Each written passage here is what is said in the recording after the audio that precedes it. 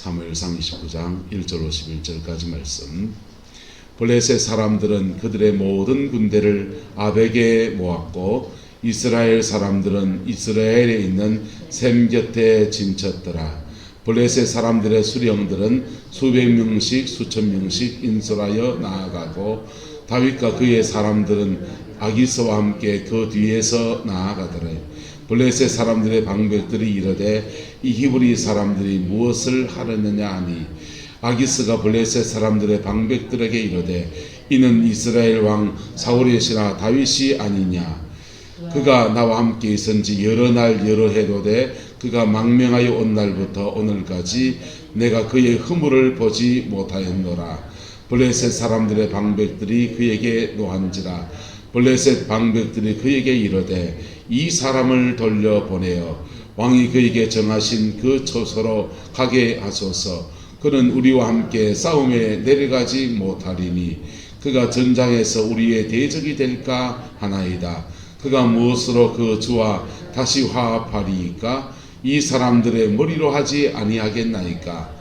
그들이 춤추며 노래하며 이르되 사울이 죽인 자는 천천히요 다윗은 만만히로 하던 그 다윗이 아니니까 하니 아기스가 다윗을 불러 그에게 이르되 여호와께서 살아계심을 두고 맹세하노니 내가 정직하여 내게 온 날부터 오늘까지 내게 악이 있음을 보지 못하였으니 나와 함께 진종에 출입하는 것이 내 생각에는 좋으나 수령들이 너를 좋아하지 아니하니 그러므로 이제 너는 평안히 돌아가서 블레셋 사람들의 수령들에게 거슬러 보이게 하지 말라 하니라. 다윗이 아기스에게 이르되 내가 무엇을 하였나이까? 내가 당신 앞에 오늘까지 있는 동안에 당신이 종에게서 무엇을 보셨기에 내가 가서 내 주 왕의 원수와 싸우지 못하게 하시나이까 하니 아기스가 다윗에게 대답하여 이르되 내가 내 목전에 하나님의 전령같이 선한 것을 내가 아나 블레셋 사람들의 방백들은 말하기를 그가 우리와 함께 전장에 올라가지 못하리라 하니 그런즉 너는 너와 함께 내 온 주의 신하들과 더불어 새벽에 일어나라. 너희는 새벽에 일어나서 발끝은 곧 떠나라 하니라. 이에 다윗이 자기 사람들과 더불어 아침에 일찍 일어나서 떠나 블레셋 사람들의 땅으로 돌아가고 블레셋 사람들은 이스라엘로 올라가니라. 아멘. 오늘 본문의 제목을 다윗 낭패를 벗어나다 라고 잡아봤습니다. 다윗은 목숨을 살리기 위해서 망명 생활을 8년 정도 했어요. 망명이 아니구나. 광야 생활을 한 8년 정도 했습니다. 여기에도 어떻게 해봤고 저기에도 어떻게 해봤는데 이 동가숙 신세가 만만치가 않은 겁니다. 그리고 그러는 와중에 사울의 악정으로 인해서 핍박을 받은 사람들, 또 이러저러한 사람들이 그냥 다윗 주변에 몰려들면서 400여 명 정도였던 사람들이 점점 늘어나서 이제는 600명의 군사가 되었습니다. 군사가 600명이니까 딸린 식소들까지 합치면 그건 1000명이 넘는 사람이 다윗 주변에 있는 거예요. 1000명 정도 되면 어느 정도 되겠습니까? 구룡포인과 지금 8000명 정도 되는데 구룡포인과의 8분의 1이 지금 다윗과 지금 함께하고 있는 거예요. 그러니까 이게 다윗이 어디 가서 숨기도 그렇고 누구 집에 어탁했다가는 사울왕이 또 그 집을 또 이제 박살내버리네요. 그러니까 이제 뭐 갈 데가 없는 겁니다.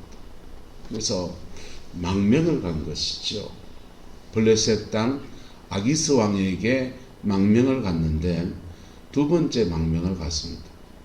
그 망명을 가서 그렇게 지내는데 문제는 이 블레셋이 이스라엘과 적국 사이고 자칫 이제 전쟁이라도 펼쳐지면 호국을 쳐야 되는 그런 아픔이 지금 존재하는 것입니다. 그리고 이스라엘과 블레셋의 접경지대는 이스라엘은 유다 땅이에요. 유다 땅은 다윗의 고향 땅입니다. 친족이 살고 있고 가족이 살고 있는 자기 집안이 살고 있는 고향 땅이에요. 블레셋과 이스라엘이 처음 전쟁을 펼친다면 유다 땅에서 펼쳐져야 합니다. 유다 땅에서 전쟁이 펼쳐지면 자기 손으로 블레셋 방백 중에 한 일원이 돼서 자기 손으로 자기 고향 사람들의 목을 쳐야 되는 그러한 상황에 지금 처하여 있는 것이지. 참 대략이 난감입니다. 블레셋 망명한 지 1년 8개월 정도 됐는데 그 1년 8개월 정도 신세진 것을 생각하면 블레셋 사람들 그 왕들의 행동과 함께 해야 되고요. 그리고 목숨을 부지하기 위해서라도 블레셋 사람들과 행동을 같이 해서 전쟁에 참전해야 되고요. 장래를 생각하면 하나님의 뜻을 생각하면 어떻게 하나님의 사람이 하나님의 백성을 처단하는 일에 앞장설 수가 있겠습니까? 이거는 합당하지 않는 것입니다. 근데 상황이 지금 떠밀려서 다윗도 지금 어떻게 했느냐? 블레셋 사람들은 그들의 모든 군대를 아벡에다가 모았고 이스라엘 사람들은 이스라엘이라고 하는 샘 곁에 진을 쳤다 했습니다. 블레셋 사람들이 수백 명씩 수천 명씩 인솔하여서 나아가는데 다윗과 그의 사람들은 아기스와 함께 그 뒤쪽에서 지금 후방진을 지금 맡았다는 것입니다. 전방에는 블레셋 사람들이 있고 후방에는 지금 아기스와 함께 왕과 함께 블레셋 왕과 함께 다윗이 지금 포진해 있습니다. 이걸로 보면은 이 아기스라는 사람이 다윗을 얼마나 신뢰했는지를 지금 아는 거예요. 우리나라에 강원도에 저부터 경기도까지 7책이 있습니다. 전방부대가 있습니다. 15사단부터 시작해서 저 끝까지 해서 부대가 있는데 저는 그 중에 3사단 철원에서 근무를 했어요. 근데 전방부대가 있고 그 전방부대 뒤에 저희가 무너지면 3사단이 무너지면 그 뒤에 오뚜기 부대가 뒤에서 올라옵니다. 오뚜기 부대가 무너지면 그 다음 선이 또 있어요. 근데 그 중에 가장 핵심 라인이 어디가 있냐? 수도방위 사령부, 수방사라고 합니다. 수도 서울을 지키는 부대가 수방사라는 부대가 따로 있습니다. 한 개의 사단이 수도방위 사령부가 따로 있어요. 그게 신병 훈련 받을 때 가장 그래도 튼튼하고 그 똘똘하고 이런 애들을 뽑아가지고 힘세고 이런 애들 뽑아서 UDT, 그 다음 수방사 이런 특수전 부대에 그렇게 보내, 공수부대 이런 데 보내고 저는 이제 보병으로 이제 강원도 철원땅에 근무했습니다. 근데 전방부대가 있고 후방부대가 있는데 다윗과 그의 사람들은 누구와 함께? 아기스 왕과 함께 그 뒤에 있는 후방에 왕을 지키고 왕 주변에 포진해 있는 그런 부대로 지금 배속이 된 겁니다. 이건 굉장한 배려입니다. 전쟁이 났을 때 중공군이 대한민국에 진입해 들어올 때 인해 전술을 펼칠 때 중공군의 편제 안에서 가장 일선에 있는 부대가 어떤 부대였냐 하면은 옛날 공산당하고 국민당이 싸울 때 국민당 편에 서 있었던 정부군들 그 사람들을 제일 일선에 놨어요. 그래서 죽으면 총알바지 써버리고 뒤에서 밀려오니까 앞으로 전진 안 하면 뒤에서 쏴버리니까 할 수 없이 떠밀려가 나팔 불면서 피리 불면서 그렇게 총 한 자루 들고서 앞으로 전진해 갑니다. 심지어는 앞사람 총 있고 뒤에는 총 없어요. 그러면요 앞사람 쓰러지면 너무 쓰러진 그 사람 총 받아서 또 쫓아가고 그렇게 가는 것이 중공군의 전략이었습니다. 가장 일선에 위험한 사람 다윗 너가 제일 일선에 서서 그냥 뒤에서 밀어젖히니까 앞에서 그냥 죽으면 죽고 살면 살고 한편 공을 세울 수 있는 기회도 되지만은 한편에 가장 위험한 자리에 그렇게 보통 배속을 하는데 다윗과 그의 사람들은 아기스와 함께 그 뒤에 배속이 되었고 블레셋 사람들이 가장 앞쪽에 백부장 수천 명씩 뭐 100명씩 이랬는데요. 백부장, 천부장 이렇게 해서 가장 일선에 블레셋 사람들이 배속이 되고 그 후방 부대로 다윗과 그의 사람들을 배속해 놓았다는 것입니다. 그렇게 떠밀려 뜰뜨름한 전쟁터에 오지 말아야 될 자리에 다윗이 참여했는데, 이거는 나가서 싸워 이겨도 다윗에게는 불명예고, 그리고 지면 또 지는 대로 문제고, 여기는 자체가 지금 문제인 사람입니다. 그때 하나님이 환경을 통해서 여기에 간섭하십니다. 할렐루야. 하나님은 다윗이 그 블레셋 땅에 망명한 그 심정을 이해하실까요, 안 하실까요? 이해하셔요. 여러분, 쫓겨다니는 생활 8년 해봤어. 돈가숙 서가실 생활을 8년을 해보있어. 예. 우리 옛날에 새빵살이 서름 있었잖아요. 예. 우리 대구에 처음 이사 왔을 때 8집이 6집이 한 집에 사는, 그리고 부엌을 6집이 같이 쓰는, 6집이 같이 쓰는 집에서 새빵살이를 하는데, 그 새빵살이 서름이 만만치가 않은 연탄불 떼가지고 밥하는데, 좁은 공간에 6 아줌매들이 아침마다 음식 준비를 해가지고 그러는데, 주인집 눈치가 반찬할 때마다 눈치 보이고, 우리 어머니 소원이 그때 새빵살이 벗어나는 거, 그것도 새빵살이 벗어났네. 그 다음 그 소박한 소원이 뭐냐면, 독채 새빵을 가더라도 독채로 가는 거. 주인집 눈치 안 보고 음식 할 때마다 저기도 찢고 여기도 찢고 있는데, 반찬 저 집에 뭐 하는지 알고 이 집에 뭐 하는지도 알고, 그거 보이는 게 얼마나 그렇겠어요. 맛있는 거 하면 농갈로 먹기도 해야 되지만은 어떤 때는 참 민망할 때도 있지 않습니까? 그게 새빵살이 서름. 요즘은 아파트 한 칸 한 칸씩 해서 그 새를 얻으니까 그냥 새 얻은 사람이 주인한테 땅땅 소리 치는 시대가 됐지만, 자, 근데 다윗이 지금 이 돈가숙 서가숙 하는 생활을 8년을 그렇게 했습니다. 하나님이 블레셋 왕 아기스에게 망명하는 것이 하나님의 인도를 따르는 것이 아니지만은, 또 하나님의 뜻하고 반대되지만은, 살기 위해서 떠난 것에 대해서 하나님이 이해하신다, 안 하신다? 이해하시지요. 그리고 여기에 한번 따라합시다. 간섭하십니다. 할렐루야. 여러분, 하나님의 간섭이 저와 여러분과 함께하는 것을 감사로 여길 수 있길 축복합니다. 이 간섭하심은요, 때로는 환경을 통해서 다윗이 지금 보세요. 간섭하심이 일어날 때 갑자기 블레셋 사람들이 과음을 쳐댑니다. 방백들이 이 히브리 사람들이 무엇을 하느냐. 아기스가 블레셋 사람들에게 이르되 이는 이스라엘 왕 사울의 신하 다윗이 아니냐.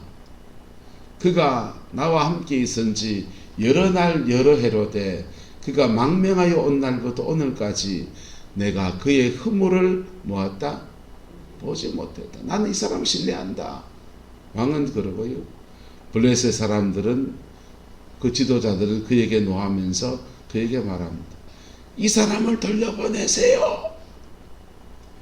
왕이 저하신 그 처소로 돌아가게 하세요. 그는 우리와 함께 싸움에 내려가지 못하리니 그가 전장에서 우리의 무엇이 될까? 대적이 될까 하나이다. 그가 무엇으로 그 주와 다시 뭐하리까? 사울왕과 다시 화합한다면 무엇으로 하겠습니까? 그 다음 말씀입니다.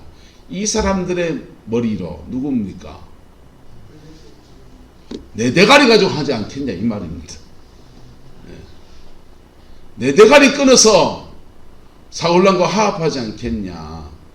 후방에 있다가 내 머리 끊어가지고 그렇게 화합하지 않겠냐. 여러분, 이럴 때 돌려보내지 않고도 블레셋 사람들 입장에서 말해봅시다. 돌려보내지 않고도 다윗을 활용할 방법이 있다 없다? 있습니까 없습니까? 있습니다. 다윗의 부하가 장수가 1000명입니다. 1000명의 부하를 10명씩 쪼개가지고 블레셋 방백 밑에 다 덮어버린 겁니다. 그리고 다윗도 백의종군 맨 앞장서서 싸우게 그렇게 만듭니다. 예?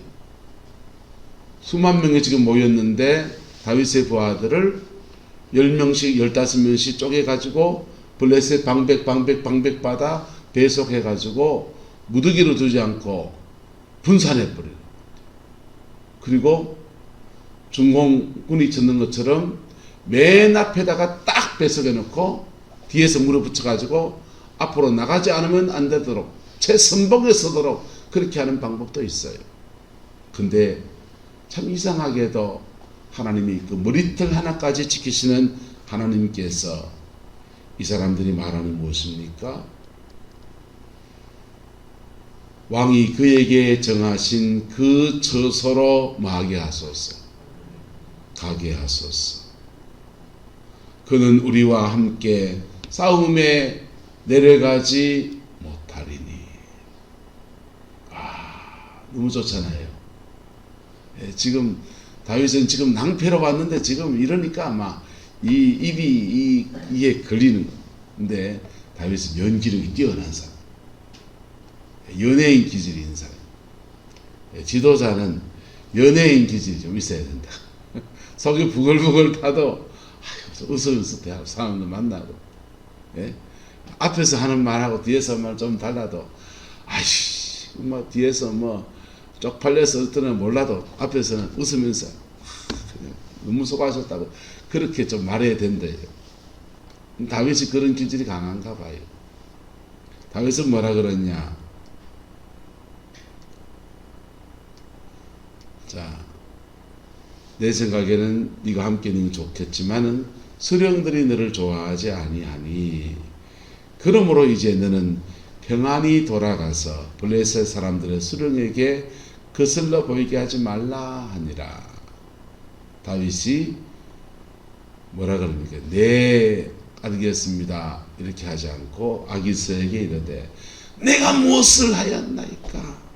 내가 당신 앞에서 오늘까지 있는 동안에 당신의 종에게 무엇을 보셨기에 내가 가서 내 주 왕의 원수, 이 주는 누굽니까? 블레셋 왕 아기스. 왕의 원수는 누굽니까? 사울.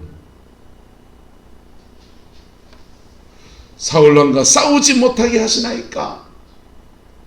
싸울 거였으면 지난번 동굴에 들어왔을 때 폭질러 죽으면 됐지. 그치요? 사울을 죽일 거였으면 2번이나 죽일 기회가 있었잖아요. 근데 다윗은 지금 연기하고 있는 거예요.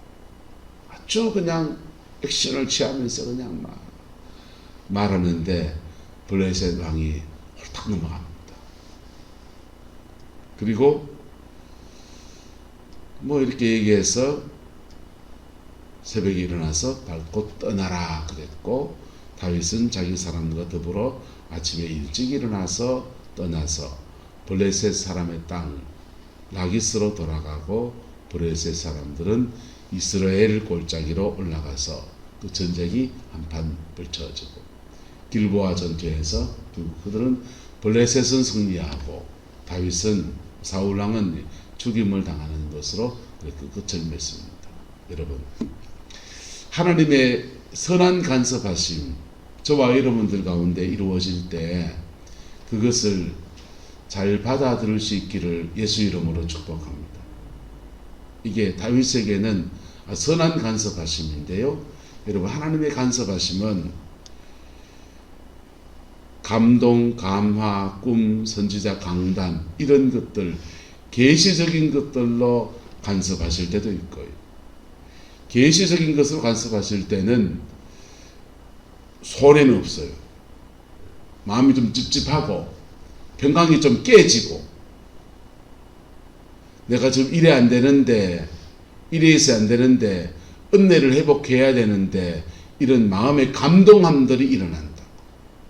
여기 있어가 안 되는데, 여기 있어가 안 되는데, 내가 그래서 안 되는데 하는 감동으로 자기에게 먼저 주어져요. 할렐루야. 감동하심 앞에, 하나님의 이 작은 간섭 앞에 순종할 수 있기를 축복합니다.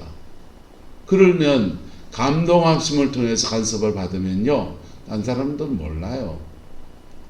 그렇게 감동이 떨어지고 나면 그 다음은 하나님 꿈으로 막 경고하십니다. 가위에 눌리는 꿈도 꾸고요. 막 귀신이 막 쫓아오는 꿈도 꾸고요. 여러분, 밤에 가위 눌린 분들이 아이쿠 어째야 됩니까? 여러분 걱정하지 마이소. 한번 따라합시다. 낮에 한 따까리 더 합시다. 밤에 가위 눌렸단 말은, 밤에는 꿈꾸면 자면서 의식이 수면 아래 내려가니까 무의식이 영의 세계가 위에 떠서 깨닫는 거라고요. 그런 분들은 사실은 낮에도 눌려 있어요. 어떻게 하면 되느냐? 의식이 있을 때 기도하면서, 의식이 있을 때 찬송하시고, 의식이 있을 때 말씀을 읽으시고, 의식이 있을 때 하나님 앞에 바로 서는 시간을 가지세요. 그러면요, 영적 수위가 이래 높아지면서 그 다음날 밤에는 그러면 마귀하고 맞짱 떠 싸우는 거, 그 이상합니다. 그렇게 막 영적으로 다운돼 있을 때는요, 꿈에 이게 눌리는 거다 아는데 입에서 죽기야 이 말이 안 나오는 것처럼 있잖아요. 사탄아 물러가라 이 말이 안 나와요. 물러가라 해야 되는데 이런다고. 근데요, 낮에 열심히 기도하고 성령 충만을 회복하고 회개하고 정결하게 되고 나면요, 밤에, 그날 밤에 이상합니다. 내 영이 깨어있기 때문에, 내 영이 은혜 안에 있기 때문에 당당하게 사탄아 물러가라 한다고. 할렐루야. 그래서 어쨌든 꿈으로나 감동으로나 이렇게 주어질 때는 다른 사람들은 몰라요. 그런데 그걸 놓치게 되면 그 다음은 하나님의 선지자를 통해서 말씀하십니다. 여러분, 선지자가 뭐 별 사람입니까? 기도해 보이 목사님 좀 더 기도하셔야 되겠습니다. 이렇게 얘기한다. 그냥 그런 말 아니고, 그냥 목사님 요즘 기도 좀 더 많이 하셔야 되겠습니다. 교회가 좀 어려운데 목사님 기도 많이 해주세요. 그런 말 한마디가 예언적인 음성인 거예요. 할렐루야. 그거 들어야 됩니다. 그럼 때로는요, 그렇게 안 될 때, 때로는 하나님은 강단, 그냥 일상 설교하시는 목사님의 말씀을 통해서 이게 팍 마음에 와닿도록 그렇게 하셔요. 경고의 때의 간섭은 계시적인 간섭입니다. 계시적인 간섭은 들으면 여러분 큰 문제 없이, 한정의 어떤 문제 없이 마음 꿀꿀했다가 다시 회복되면서 이렇게 세워지는 거예요. 근데 그 다음 간섭은 환경을 통해서 말씀하기 시작해요. 하나님이 다윗의 경우에는 징계하시지 않았습니다. 환경을 통해서 블레셋 사람, 이방인들을 통해서 시기 질투도 나고 그들의 생명의 불안의식도 생기면서 그 다윗을 원래 곳으로 돌려보내는 것으로 간섭이 일어납니다. 이 간섭도 얼마나 소중한지요. 할렐루야.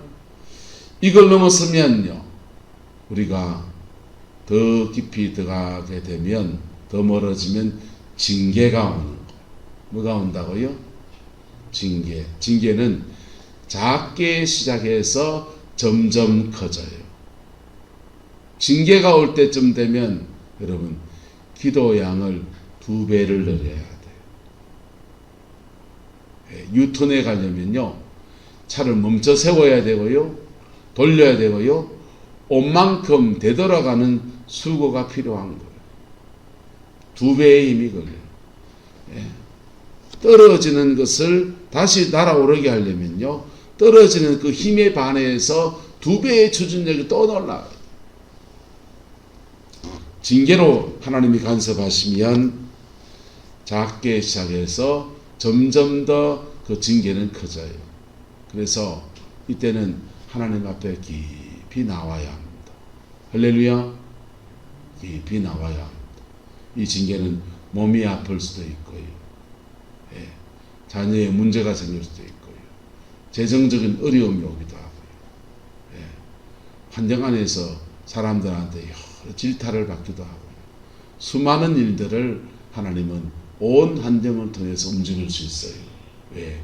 만물을 주관하시는 분이 하나님이시니까. 이때 사단을 들어서기도 합니다. 영적 공격을 허락하시기도 해요. 그 다음 그것도 무시하고 막 가면 하나님은 작은 고난이 큰 고난이 되어버려요. 하나님의 징계를 받는데도 자꾸만 죄짓고 자기 길로 막 가면은 하나님은 그를 버려두기도 합니다. 버려두기도 해서 때로는 우리는 이게 심판이라고 여기는데 하나님은 심판조차도 그 영혼을 건지려고 하는 경우도 있어요. 육체는 멸하고 영혼은 주 예수 그리스도의 날에 구원 얻게 하시려고. 더 놔두면 더 큰 죄 지으니까 데려가 버리는 거예요. 영혼이라도 건지려고. 우리는 그런 것들을 보면서 심판이라고 생각하지요. 어쨌든 하나님은 여러 가지 모습으로 간섭하십니다. 이 간섭이 작게 시작해서 크게 가요. 그래서 이 간섭하심 앞에 겸허하게 순종하면 우리는요 순적하게 하나님의 인도하심을 따라가게 됩니다. 할렐루야. 내 눈에 아무리 좋아 보여도요, 내 마음에 이게 꽂혀 있어도요, 여러분 하나님이 간섭하시면 그거 내려놔야 돼요. 그리고 주님 따라갈 때 살 길이 열리는 것입니다.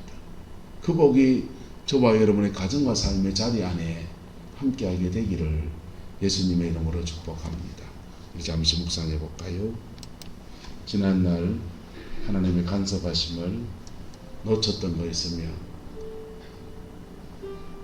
그게 하나님의 사랑인데 놓쳤던 거 있으면 주님 앞에 그때 그랬네요 고백하며 나가봅시다. 그리고 지금 하나님의 간섭하심이 무엇인지, 내 인생의 고비에서 지금 하나님의 간섭하심이 무엇인지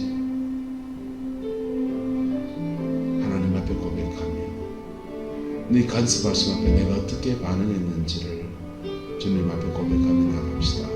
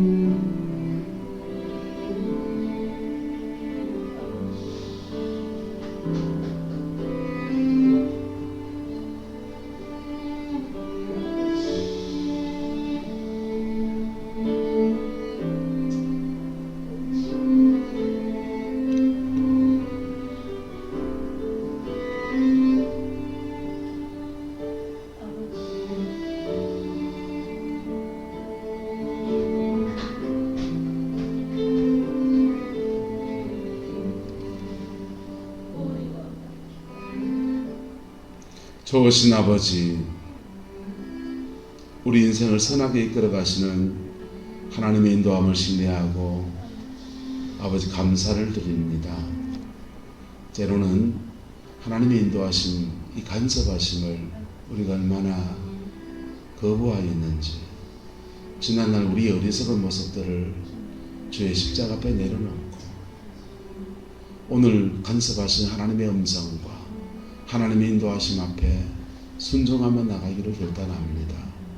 오성로님 역사해 주시고 은혜 더하여 주셔서 우리의 남은 인생에 하나님의 임재를 놓치지 아니하고 하나님의 이끄심을 따라가는 은혜가 있게 축복하여 주시며 남은 인생에 꼭 믿음의 열매를, 하나님의 은총의 열매를 가득히 맺어가는 은혜가 있게 축복하여 주옵소서. 주께서 함께해 주시기 원합니다. 예수님의 이름으로 축복하며 기도드리옵나이다. 아멘.